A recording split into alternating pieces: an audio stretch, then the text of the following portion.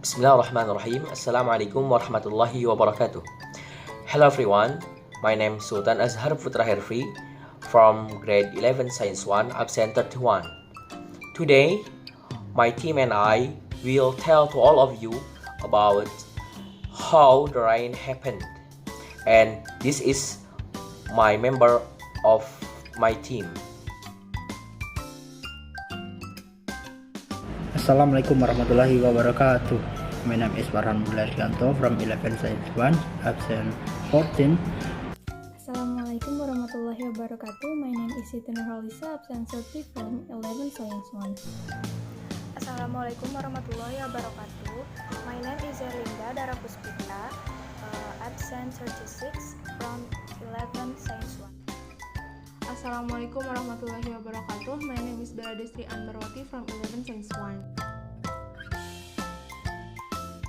What is the meaning of rain?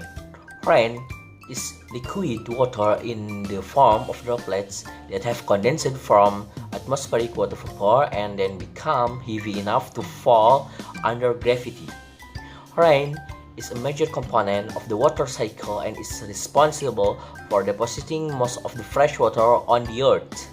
It provides suitable conditions for many types of ecosystems, as well as water for hydroelectric power plants and crop irrigation. What causes rain? Clouds are made of water droplets. Within a cloud, water droplets condense onto one another, causing the droplets to grow. When these water droplets get too many heavy to stay suspended into cloud, they fall to earth as rain.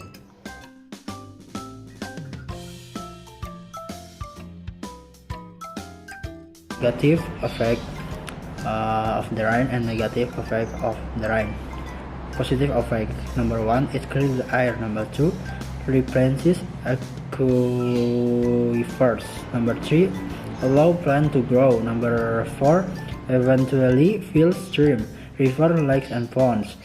Number 5, and rain adds humidity to the air. Number 6, rain is contributing factor for the existence for animal life. Since animals need water to survive. Without rain, most of the land in the world would be a vast desert. Negative effect of the rain: number 1, floods. Number 2, dangerous road. Number 3, soil erosion. Number 4, wildlife. Number 5, agriculture. Number 6, economy. Thank you. Assalamualaikum warahmatullahi wabarakatuh.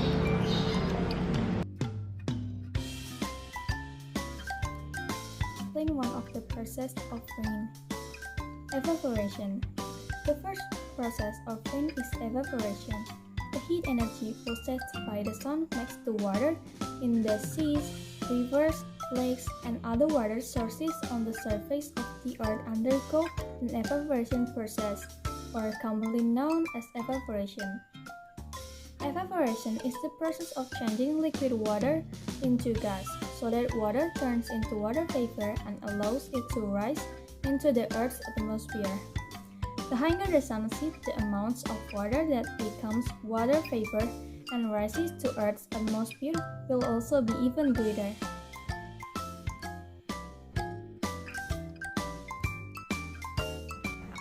The process of rain number 2 is condensation.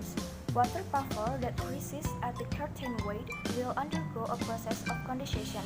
The condensation process occurs where the water vapor turns into very small ice particles.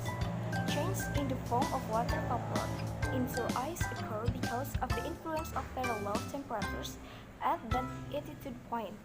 The ice particles that are formed will approach and unite with each other to form clouds. As more particles join, the clouds that form will also be thicker and blacker. The process of joining ice or drops of water into clouds is called squalance. At this stage, ice or water drop has a radius of about 5 until 20 mm. In this measure, the water droplets will fall at the speed of 0.01 until 5 cm per second, while the velocity of the air flow up is much higher, so that the drop will not fall to the earth. Precipitation is the process of the last rain. The process of precipitation is the process of melting clouds due to the influence of high air temperature. In this process, the rain occurs, drops of water fall and wet the surface of the earth. The clouds that are formed are then blown by the wind and experience movement from one place to another.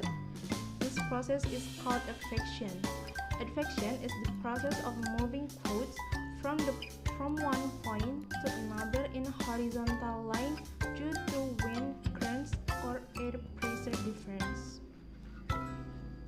Advections allow clouds to spread and move from the atmosphere of the ocean to the atmosphere of the land. The clouds carried by this wind will get bigger in size because they continue to blend with other clouds.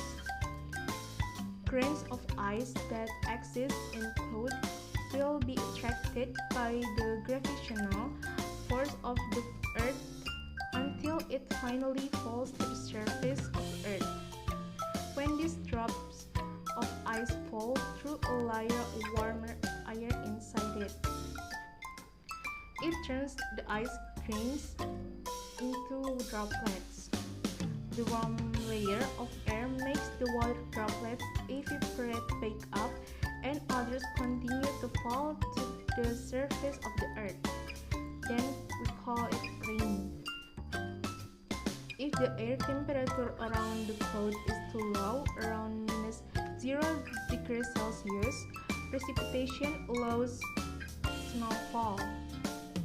Clouds that contain lots of water will descend into the lithosphere in the form of thin snowflake, as we can find in subtropical chemicals. Okay, that's all from us. Thank you for your attention. Wassalamualaikum warahmatullahi wabarakatuh.